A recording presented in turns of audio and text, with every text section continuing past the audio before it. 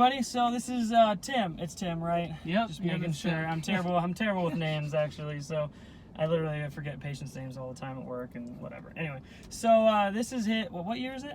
It's a 2016 Scion FRS. It's a release series 2.0. It's number 86 out of 1,000. It's seriously number 86 of 1,000. It says so on the dash. I'll link a video or I'll do something like that to show a photo in there. Yeah, I think it's hilarious that he somehow got 86 of 1,000 of the launch edition of the 86 chassis. It's so cool, actually. Just makes it a little more special, I think. Yeah, I'm nerding out about that fact, actually. But so tell us a little about the car. I mean, honestly, the biggest thing you see is the massive rear wing in the back. Yeah, so you can kind of see that Battle Arrow wing. So it's a Battle Arrow. It's a 66-inch width wing. It was very budgetable, considering that, and I'll talk about this a little later in the video, that I want to do some other modifications to it, like wide body and things like that. So this wing is just temporary. It's not permanent.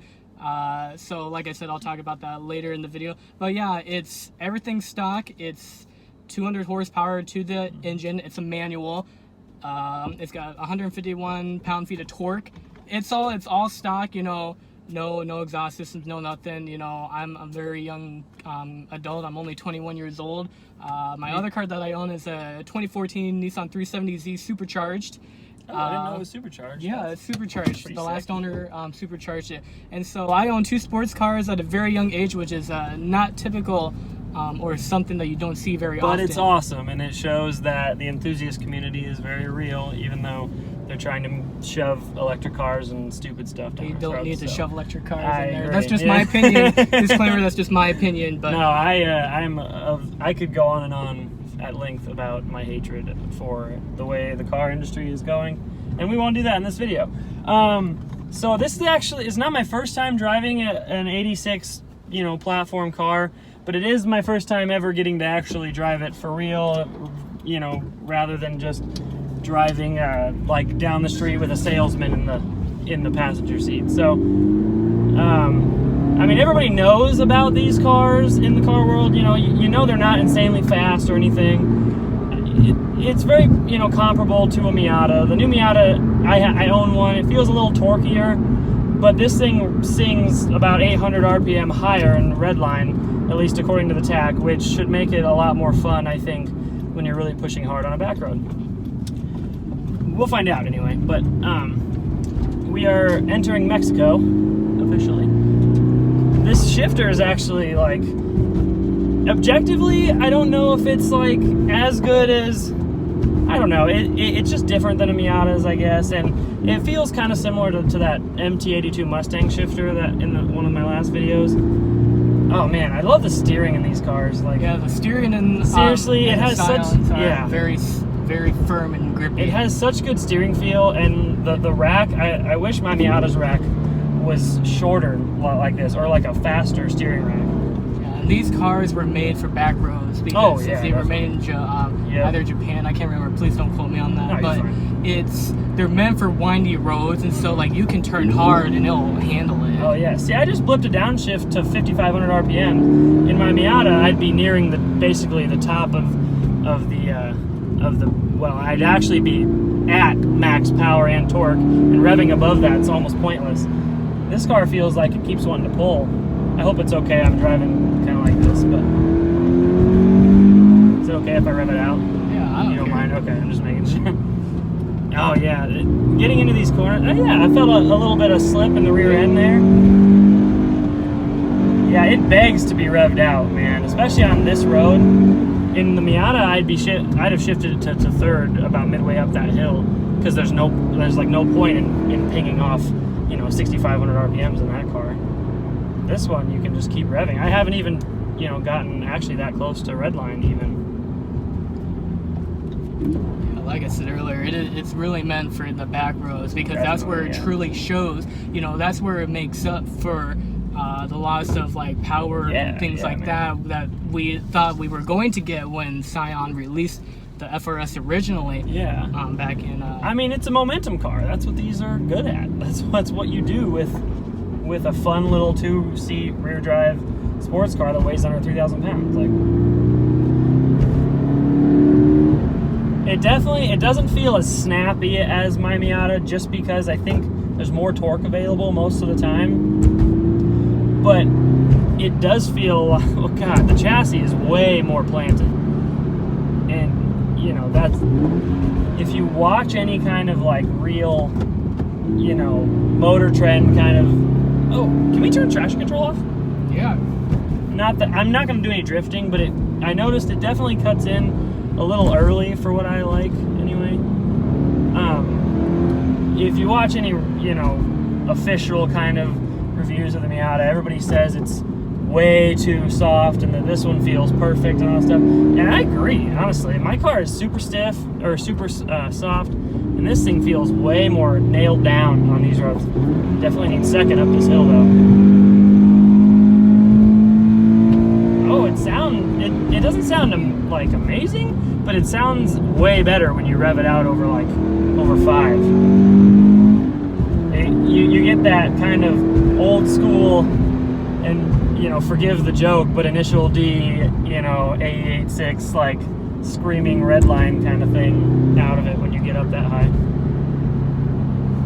This is the kind of road that this thing's like made for sure. That's a lot of fun. And he's never even been up around this area. There's, you know, this area of Mexico City, like just outside of Mexico City, has a lot of really fun roads that we can talk about in person sometime if any of you are ever in the car with me.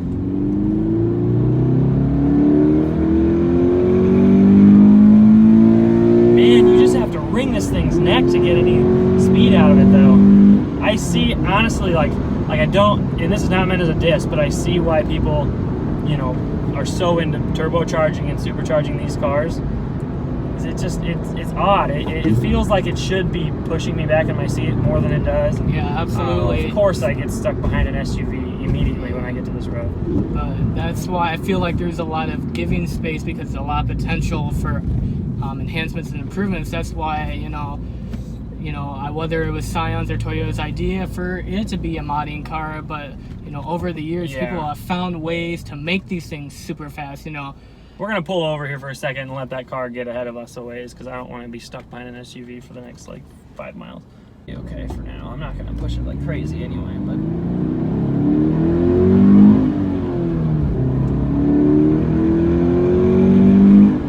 Do you know what other cars in Subaru's lineup share this engine? I know the WRX is a turbocharged version of this, basically, but I don't know, like, did this come in like a base Impreza or something? So the engine that's in the FRS, the BRZ, and the Toyota 86 is the same engine if you buy a manual. So if you buy a manual, and it might be for automatics too, but I know in the manuals, the BRZ, the 86, and the FRS all share the same collaborative motor with Toyota and Subaru, which Subaru having more of the actual mechanical parts. Dude, this thing, it gives you that confidence in corners like this. Like, you just feel like you can just keep up all your momentum through this stuff. Some bigger cars, you kind of slow down a little more than maybe you need to, just because you worry about whether the front end's going to stay locked in. And this, you can feel the rear end rotate right around the corner, and it doesn't. I mean, a good thing about having, you know, lower power is that you can stay, you know, into it like the whole time. If you were in some kind of, you know, like a turbocharged car and you had anything less than like amazing tires, you'd have to be worried about, you know, hitting boost and snap oversteering on you like crazy. Try not to go on a tangent there. I'll have to slow down a little more for this corner because it's blind, and occasionally a bicyclist or somebody will be around this, and I don't want to kill anybody. Okay, there we go. We're good. So this is unfortunately going to highlight the negatives about this car. It's uphill, but you know, you can carry a lot of speed through that, and then you're just kind of waiting. I mean, I'm at $6 grand. It's still fun, don't get me wrong, I'm enjoying it, but you don't get that thrill when it shoves you in your seat or anything. Yeah. Regardless though, man, this chassis is so nailed down.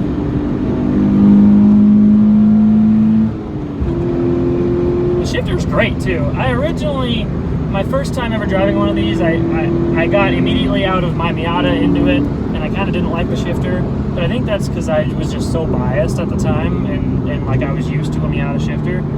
This is definitely not bad at all. it's a lot better than anything you're gonna find in a normal car. That's for sure. I mean, I am flat to the floor all the time. This is like great. I can't actually do that all the time in the Miata, even though everybody says you can, because that thing's rear suspension is so soft. If you're flat for too long, in some of these, like especially on roads like this that are so bumpy and kind of not perfect, it gets too unsettled in the rear end, and you have to be careful with that. This thing I don't feel like gets unsettled at all, and it's all stock, which is awesome. And I am spending all my time over 5,000 RPMs. This would be a lot of fun on track, just because you could constantly be banging off rev limiter all the time. What do you think of the road? I like the road a lot. I'm definitely gonna have to bring the crew out here. Yeah, man. The crew, I'll talk to you a little more about when to come up here and stuff like that off camera, because there's certain times you really do not want to be here in sports cars because you'll piss everyone off. Oh yeah, I can imagine. There's a lot of people that live up here, and this specifically is one of the most popular roads for bicyclists in the whole area. So like on weekends, I'll talk to you about it afterwards. Gets a little light there. You feel one thing about this car is you feel every single yeah, bump. man. With my 2014 Nissan 370Z, it's the smoothest thing ever. Like, you can hit any bump and it just, the gravity and all the perpetual motion it's all flush. Here it's just, every bump you hit, it's like you're bouncing your seat. Oh, you can really heel toe. And I say that like, I don't know, that probably sounds really stupid. In my head, I've gotten used to this idea that's very traditional for heel and towing, where you literally braking with your toes and you bump your heel over on the accelerator to downshift. And some cars I can't do that very well in. Like my Fiesta, it doesn't do it super well the way the pedals are spaced.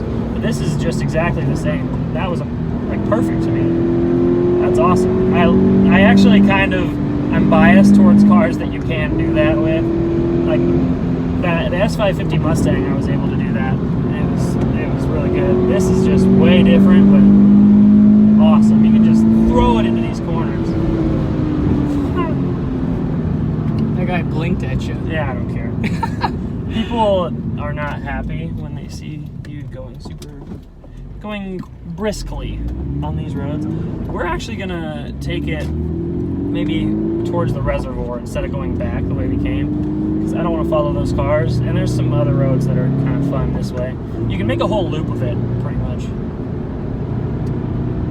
In Mexico. See, I never knew all this was back here. Yeah, man. It's so hard in Cedar Rapids to find good roads. Yeah, so but it only takes like 20 minutes to get out here from Cedar Rapids. Usually, so like I actually found these before I ever moved to this area. I was from Walker, of all places, like a ways away. Oh, really? That's where my mom grew up, because she went to Troy Mills. Really? Yeah. Dude, what? My mom like grew North up, Lynn? Yeah, North Yeah, Lynn. man, that's where I graduated from. She grew up there. She lived on the farm way back in the day. So that's cool. We'll talk more about that stuff when we get done. I honestly don't want to put too much in the video about where I'm driving all the time. But like, yeah, that's what's up. That's such a small world. Who's your mom? Never mind. Let's not talk about this. I don't want to put too much of that in there, but maybe after. Yeah, definitely. It's easy just for me to start having a conversation with people, because when I do these videos, I really like meeting people and stuff. It's like pretty cool. Would I be the youngest person you've ever met that's got? Yeah. Definitely. Sports cars for these like that, because I know you're younger than I was when I bought my ND. I was 22. So yeah, things that really tick me off, that make me smile and realize that I'm grateful in life, is I hate the kids who their parents buy them everything. Yeah, dude, I had a person in high school who wanted a Jeep. This was like 8th grade or whatever, and his mom bought him a Jeep Wrangler. $45,000 Jeep. For the record, this is very like, I don't edit anything out of this stuff, so if you don't want to piss somebody off that don't say this. No, but their parents bought him everything because he was spoiled. But I've worked at Hy-Vee for 4 years or whatever, my company, and I've worked hard for the money, the ability to afford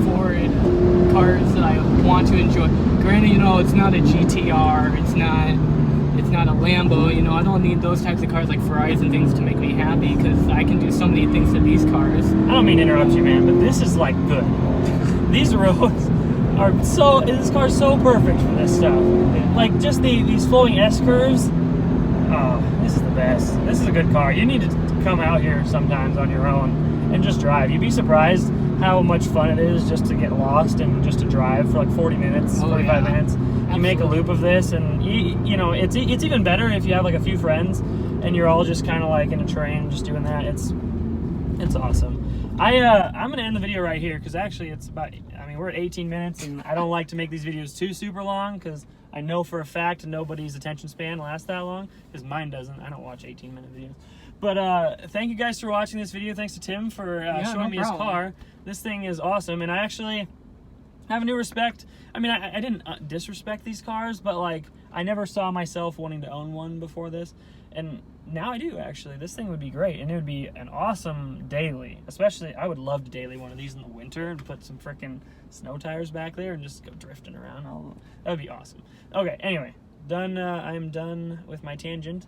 I'll see you guys in the next video. If any of you guys want to let me drive your cars, I would love to. I'd love to meet you, and we can chat and have some fun. Thanks. Have a good one.